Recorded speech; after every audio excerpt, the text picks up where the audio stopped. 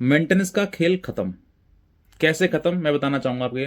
अभी honourable high court Allahabad ने एक स्पष्टीकरण दिया है कि जो ऑनेबल कोर्ट है, मतलब लोअर कोर्ट है, उसके द्वारा किसी भी मेंटेनेंस के केस में पति के विरुद्ध कोई भी वारंट जारी नहीं किया जाएगा। अब इसका मतलब ये नहीं है कि वारंट जारी नहीं किया जाएगा तो मेंटेनेंस नहीं देना पड़ेगा, कहीं ना कहीं मेंटेनेंस देना पड़ेगा। वो क्या है प्रोसीजर, मैं आपको बताऊंगा किस तरीके से।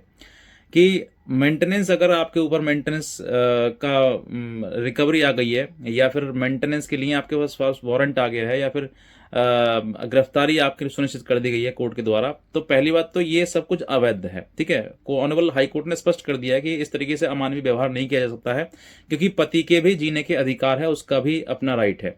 लेकिन उस राइट को भंग करना, यानी कि हो सकता है पति के पास पर्याप्त इनकम ना हो, या फिर वो ना कमा रहा हो, लेकिन जबरदस्ती कोर्ट जो है उसको जब अरेस्ट करेगी, जेल भेजेगी, तो कहीं ना कहीं से कैसे भी दे पैसा देना पड़ेगा उसके लिए। तो इस तरीके की अमानवीय चीजें लोअर कोर्ट के द्वारा नहीं कराई जा सकती, ये स्पष्ट कर दिया है ऑनरेबल हाई कोर्ट ने अपने ही जजमेंट में। दूसरा, प्रक्रिया क्या रहेगी, प्रोसेस क्या रहेगी, मैं आपको वो भी बताना चाहूंगा कि जब आपके विरुद्ध जो है वो एक्सपर्टी या फिर कंटेस्टेड मान लीजिए जो जजमेंट है वो हो चुका है मेंटेनेंस का, और उसके बाद पत्नी ने रिकवरी डाल दी है, और उस रिकवरी में आपके ऊपर एरियर है, या फिर आपको मेंटेनेंस देना है, तो प्रोसेस जो है, प्रक्रिया जो है, वो सिविल प्रकार की अपनाई जाएगी। यानी कि जो रिकवरी का अमाउंट है वो रिकवरी प्रोसेस करी जाएगी, और वो भी किस अनुसार, जो कि रजनीश नेहा के जो जजमेंट है उसमें जो प्रोविजन बताए गए हैं उसी के अकॉर्डिंग वो प्रोसेस चलेगी, और उसी के प्रोसेस के अकॉर्डिंग वो है रिकवरी करी जाएगी। अब रिकवरी किस चीज की कराई जाएगी, मैं वो भी बताना चाहूंगा आपके लिए। कि अगर पति के नाम पर कोई भी चल अचल संपत्ति होगी, यानी कि मूवेबल या इमूवेबल प्रॉपर्टी अगर होगी उसकी, तो पति के नाम प्रॉपर्टी है, उस प्रॉपर्टी को क्रुक करके उसकी नीलामी कराई जाएगी, और नीलामी कराने से जो अमाउंट आएगा वो अमाउंट उस पत्नी को दिया जाएगा। ये प्रोसेस है, और ये सिविल की प्रोसेस है जो मैंने आपको थोड़े से समय में बता दी। ये बहुत लंबी प्रोसेस है, प्रक्रिया बहुत लंबी है, इसमें समय काफी लग जाता है। और अगर यहाँ पर भी, अगर आपने फॉर एग्जांपल आपको लगा कि हाँ ये प्रॉपर्टी मेरे नाम पर है, इसकी कुड़क हो सकती है, या कुड़क का वारंट आ चुका है, या आपके पास कोई नोटिस इश्यू हो चुका है, अगर आपने उसके खिलाफ भी कोई अपील फाइल कर दी, या फिर उसके खिलाफ भी आपने चैलेंज कर दिया उसको कि ये गलत प्रकार से प्रक्रिया अपनाई जा रही है, तो फिर आप इस पर भी स्टे कहीं ना कहीं आपको मिल जाएगा। या फिर आपकी जो, अगर उसको ऑनरेबल कोर्ट को लगा कि हाँ ये प्रक्रिया वैध नहीं है, तो फिर इसको क्वैश भी कराया जा सकता है। ये भी प्रक्रिया है। यानी कि कहने का मतलब कुल मिलाकर ये है कि अगर आपने ठान लिया कि हाँ मुझे मेरे विरुद्ध जो गलत प्रक्रिया अपनाई जा रही है और गलत तरीके से मुझे मेंटेनेंस लिया जा रहा है, तो आप इसको चैलेंज कर सकते हैं। और फिर चैलेंज जब करोगे तो कहीं ना कहीं आपको हाई कोर्ट के द्वारा या फिर सुप्रीम कोर्ट के द्वारा भी अगर जाना पड़े, आपके लिए लगता है कि हाँ गलत हो रहा है, तो गलत के विरुद्ध तो आपको लड़ना पड़ेगा। आप लोअर कोर्ट में क्या, हाई कोर्ट में क्या, और सुप्रीम कोर्ट में क्या, कहीं पर भी आपको जाना पड़े, फिर जाना ही पड़ेगा आपके लिए। क्योंकि मेंटेनेंस जैसी चीज जो है वो एक बार अगर चीजें चली तो वो लगातार कंटिन्यूटी में होल लाइफ चलेंगी।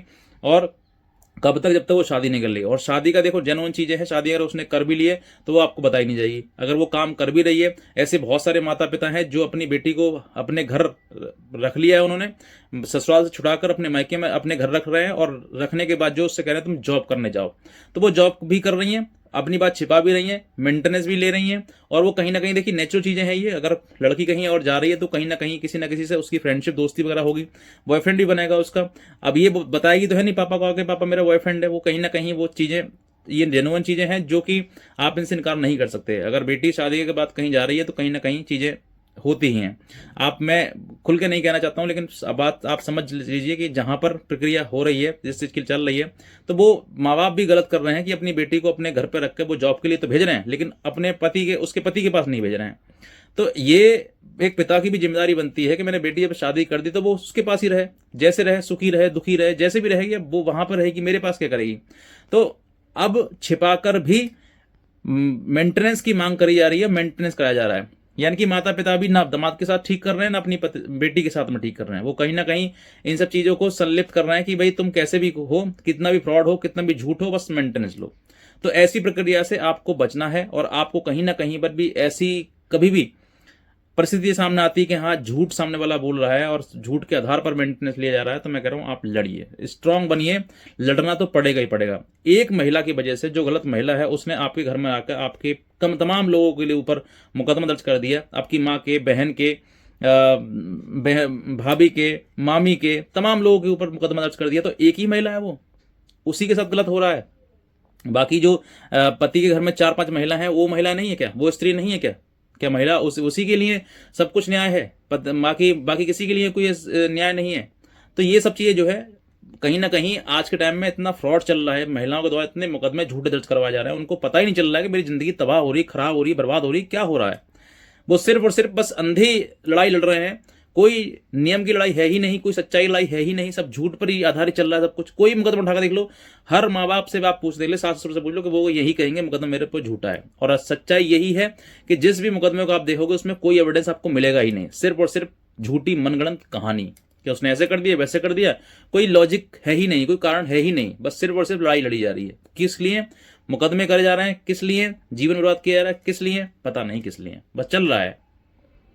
अरे साथ नहीं रहना है तो अलग हो जाओ, अपने फैमिली, अपने जब जो माता पिता बेटी को अपने घर रख सकते हैं तो फिर रखो ना घर पर। क्या आवश्यकता है आपको पति घर पर छोड़ने की? कहीं ना कहीं माता पिता भी सपोर्ट करते हैं अपनी बेटी को कि तुम बेटा ऐसा करो वैसा करो, वो उनको ट्यूशन देते हैं, 2-2 घंटे 3-3 घंटे फोन पे बात चलती है। जब पति मना कर रहा है बात करने के लिए तो मत करो, क्या दिक्कत है बात ना करने में? ऐसी कौन सी आफत आ रही है जो माता पिता से बात नहीं होगी तो तुम्हारी जान निकल जाएगी? ऐसे तमाम रिश्ते हैं जो रिश्ते सिर्फ माता पिता की वजह से भी खराब किए जा रहे हैं। और वो जो जब पता है कि हाँ मेरी बेटी है, शादी करके मैंने भेज दी है उसके लिए, अब मैं उसको ट्यूशन क्यों दूं भाई? और मान लीजिए पति पत्नी में झगड़ा हो भी रहा है, वो अपनी बात माँ से कह भी रही है, तो वो बता कर दे बेटा तुम्हारा मैटर है, तुम जानो, हम क्या बताएं इसमें लिए, हमारा क्या काम है इसमें? ये छोटी सी बात नहीं कही जा सकती उन पर।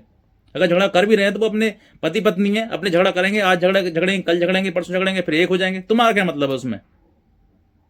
तुम तो उसको और ये एडवाइस करते हो, आजा बेटा घर पे, मैं इसको अकल सिखाती हूँ, ये ज्यादा बन रहा है ना, ऐसा वैसा कर रहा है, मैं इसको सिखाती हूँ। तो अकल तुम उसको नहीं सिखाओगी, तुम अपनी बेटी को ही सिखा लोगी अकल। जीवन भर उसको अलग कर दोगी और पूरा परिवार तबाह कर दोगी, अपना भी जीवन खराब कर लो, लड़की का भी और उस लड़के का भी खराब कर दोगी। और पूरी कोर्ट कचहरी बिना बात के परेशान हो रही है, झूठे मुकदमे में चले जा रहे हैं। मेंटेनेंस आज एक जेन्युइन सी बात सोचो, देखिए मेंटेनेंस क्या मेंटेनेंस? अगर तुम अपनी बेटी को नहीं पाल सकते हो तो पति के पास भेजो ना। अब मेंटेनेंस चाहिए उसके लिए, उसको प्रताड़ित तो करना है, टॉर्चर तो करना है। अगर जेन्युइन सी बात अगर देखी जाए तो हर लड़की अपने घर में रहकर, वो चाहे नौकरी से पेट भरे, चाहे माता पिता से पेट भरे, चाहे वो अगर कुछ भी नहीं है उसके पास में तो पशुपालन कर लेगी, घर में गांव में है, गांव की देहात की है तो वो भैंस गाय पाल लेगी, उससे भी जीवन अपना बसर कर सकती है। लेकिन नहीं, ऐसे कैसे करना है? प्रताड़ित कैसे करना है, मेंटली टॉर्चर कैसे करना है सामने वाले व्यक्ति को? तो वो तरीके हैं कानूनी बनाना, कानूनी तरीके से उसको ये बताना कि साहब हम तो कुछ कर नहीं सकते हैं, हम तो बिल्कुल हमारे पास कोई आय का साधन नहीं है, हमें पैसे दिलाया जाए। जिस तरीके से तुम्हारे पास आय का साधन नहीं है, हो सकता है तुम्हारे पति के भी पास कुछ आय का साधन ना हो, वो बेचारा क्या करे? और ये बात तुम्हें सबको पता है। और इसी वजह से, इन्हीं चीजों की वजह से प्रताड़ित होकर व्यक्ति आज के टाइम में अपनी हत्या कर रहे हैं, खुद ही लटक जा रहे हैं पंखे पर। क्या तुम इतना बुरा कर रहे हो उसके सामने कि वो व्यक्ति इतना मजबूर हो रहा है कि वो अपना जीवन खत्म कर रहा है सिर्फ तुम्हारी कर्मों की वजह से, तो सिर्फ तुम्हारे कृत्यों की वजह से? अगर तुम उसको इतना मजबूर ना करो कि वो आत्महत्या तक पर नौबत आ जाए उसकी, तो क्या उसको वो अपना जीवन नहीं जी सकता है? किसी को बुरा लगता है अपना जीवन जीना? एक तो सिर्फ तुम्हारी वजह से, ये तुम्हारे झूठे मुकदमों की वजह से वो इंसान आज इतना प्रताड़ित हो गया, इतना पीड़ित हो गया है कि वो आत्महत्या कर रहा है, वो टेंशन में है, डिप्रेशन में है, उसको पता नहीं कि मेरा जीवन जा कहां रहा है, किस दिशा में जा रहा है।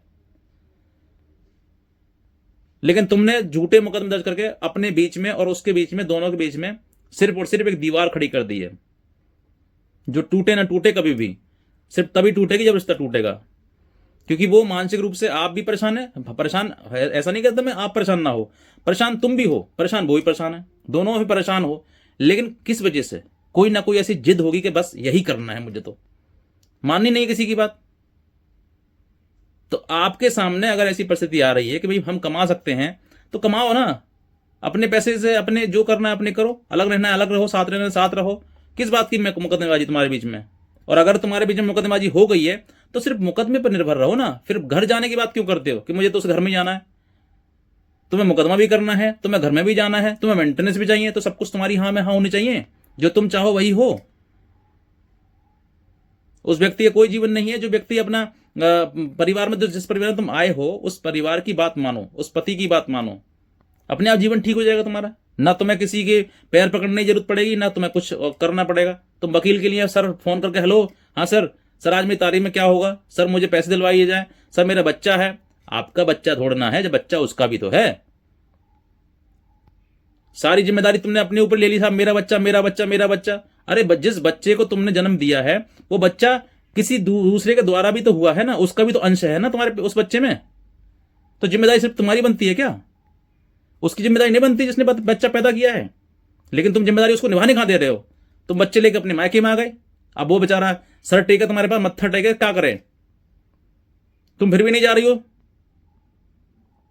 और कह रहे हो साहब मुझे बच्चे के लिए मेंटेनेंस चाहिए। अगर इतनी हिम्मत है तो फिर बच्चे को घर में रखो, अपने पालो, उसको अपनी प्रॉपर्टी दो, अपने पिता की प्रॉपर्टी में से हिस्सा बंटवारा करवाओ उसके लिए। क्यों उस बाप के ऊपर जिम्मेदारी क्या है फिर उसके? वो निभा रहा था, क्या वो नहीं पालेगा? अपने बेटे के बच्चे, अपने बच्चे के लिए हर पिता करता है, लेकिन तुम्हारे कर्म ऐसे हो गए हैं जिस वजह से तुम अपने बेटे को, बच्चे को लेकर तुम अपने मायके में पड़ी हो।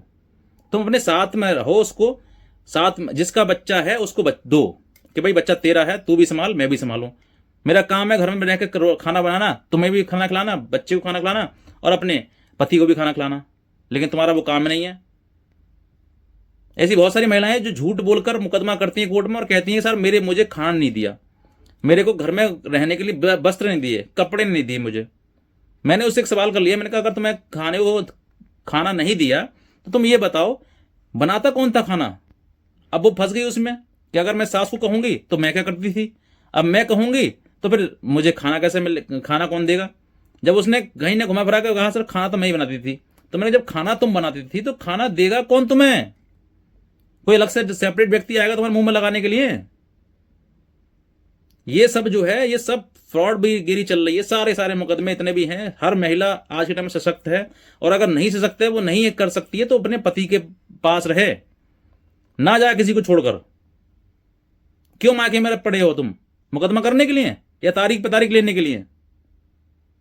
अपना जीवन संवारो, दूसरे का जीवन सुधारो, सिर्फ मुकदमेबाजी पर असर डिपेंड मत रहो। मुकदमेबाजी में किसी को आज तक कुछ नहीं मिला है सिवाय जीवन बर्बाद करने के। तुम अपना जीवन बर्बाद करोगे, अपने पति का जीवन बर्बाद करोगे, अपने बच्चे का भी जीवन खराब कर लोगे। सिर्फ मां अगर बच्चे को पाले तो बच्चे में वो गुण नहीं पनपते हैं जो एक पिता देता है उसको।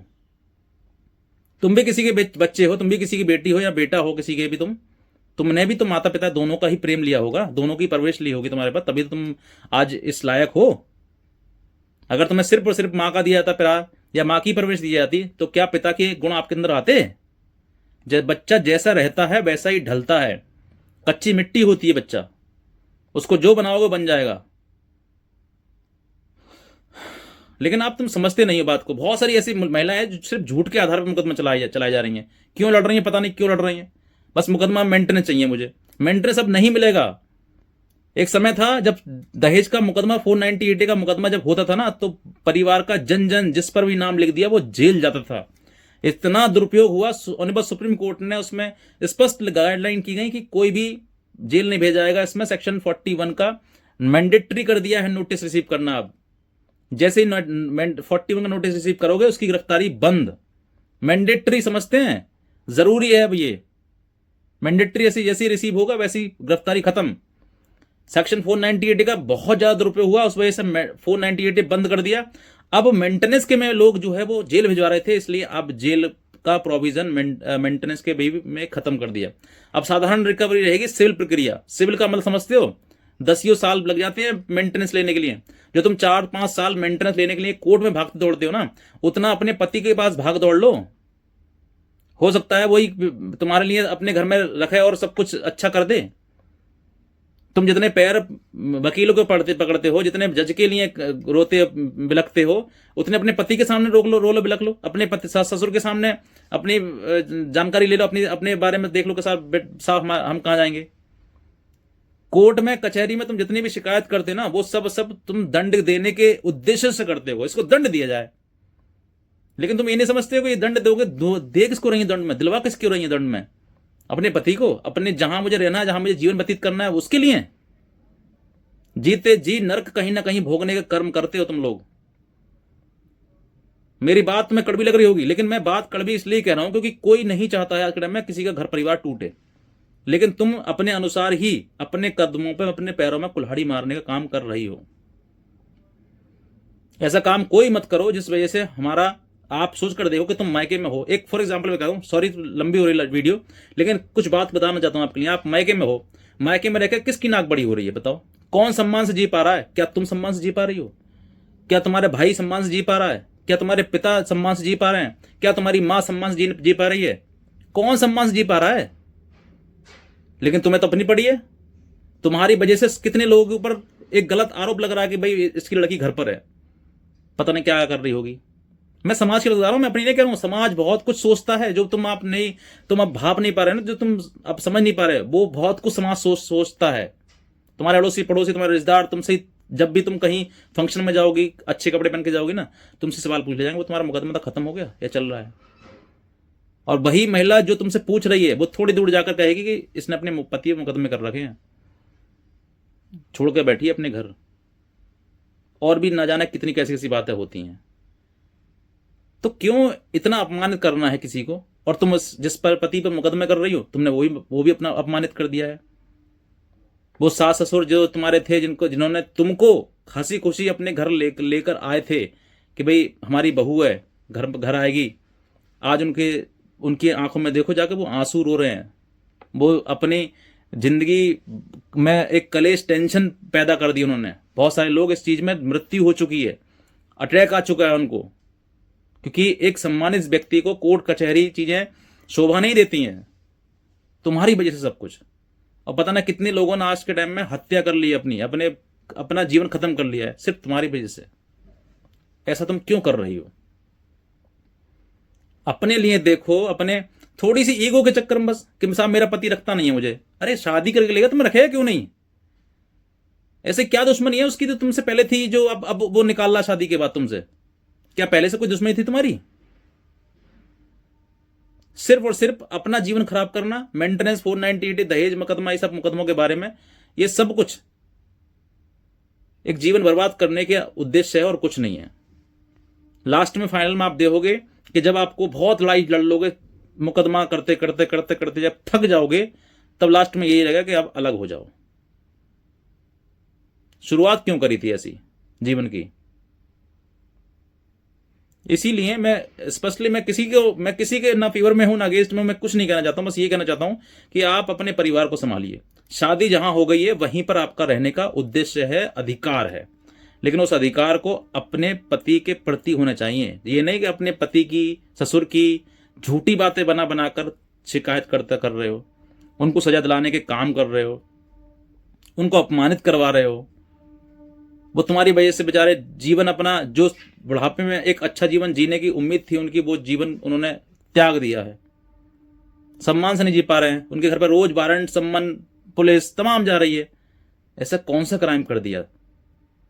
थोड़ा सोच कर देखो ना कि जो दुख तुम दूसरे को दे रही हो, क्या वो दुख आपके भाई पर, अगर सगे भाई पर तुम्हारे ऊपर आए तो तुम क्या उसको झेल सकते हो?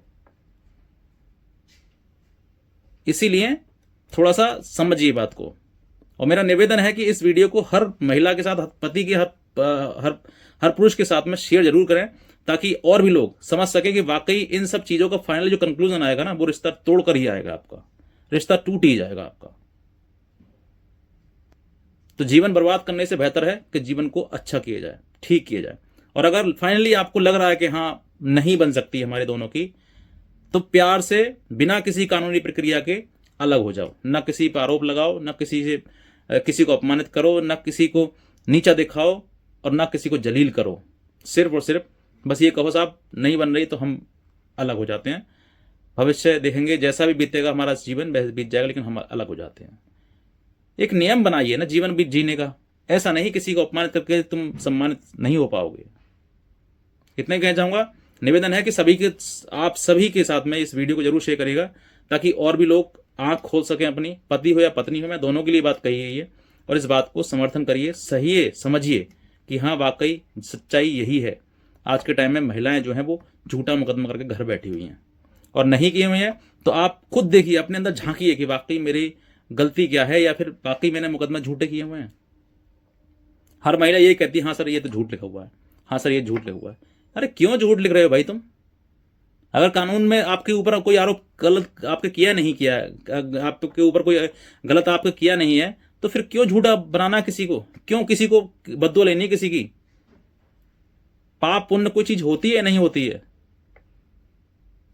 जीवन को अच्छा ही जीने। आप समाज में देखिए कि लोग कितने पुण्य कर रहे हैं, दूसरे की सेवा कर रहे हैं, पक्षियों को दाना दे रहे हैं, खाना दे रहे हैं, गरीबों की मदद कर रहे हैं, और तुम अपने पति को जेल भेजने की बात कर रहे हो। अपने पति को, अपने जो बुजुर्ग हैं, चलो मैं कहता हूं तुम्हारा पति नहीं है, सास ससुर है, सास ससुर भी मत मानो उनसे, कम से कम बुजुर्ग तो हैं।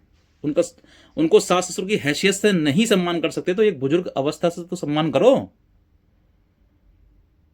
हर व्यक्ति बुजुर्ग की सम्मान करता है, कोई बुजुर्ग हैं, लेकिन तुम उनको कोर्ट में, थाने में उनको ले जाकर अपमानित करवा रही हो, उनके लिए कह रही हो कि साहब इनको जेल भेजा जाए। कैसा जीवन आपने बना लिया है? दूसरे को दुख देकर तुम खुद सुखी नहीं हो पाओगे। मैं इतना ही कहना चाहूंगा, इस वीडियो को ज़्यादा से ज़्यादा शेयर करिएगा ताकि और भी लोग समझ सकें, ताकि मेरी बात सब तक पहुंच सके। वरना आज के टाइम में जो जीवन खराब हो रहे हैं, परिवार खराब हो रहे हैं, वो कहीं ना कहीं ईगो की वजह से हो रहे हैं, और इसी वजह से वो समझ नहीं पा रहे हैं। समझने का प्रयास करिए और जीवन को ठीक करिए। और मेरा सामने नंबर दिया हुआ है, मैंने आपको ताकि इसलिए दिया है ताकि आप डायरेक्टली मेरे से बात कर सकें, और अगर कोई समस्या हो, परेशानी हो, लीगली चीज़ें हो आपको सामने और समझ नहीं पा रहे हैं, तो आप मेरे से डायरेक्ट कर लें। लेकिन कभी भी जीवन में अपना जीवन खत्म करने की सोचें ना, और अपना जीवन समाप्त करने से पहले आप अपने एक बार माता पिता, भाई बहन जो पीछे आपके रह जाएंगे, उनके बारे में जरूर सोचें। क्योंकि आज के टाइम बहुत लोग, बहुत तादाद में लोग जो है अपना जीवन समाप्त कर रहे हैं। किस वजह से? सिर्फ पारिवारिक कलह और टेंशन की वजह से। बस मैं कहना चाहूँगा, शेयर करने का निवेदन है मेरा आपसे, ताकि और भी लोग समझ सकें इस बात के लिए। इतना कहना चाहूँगा। आज का वीडियो देखने से बहुत धन्यवाद।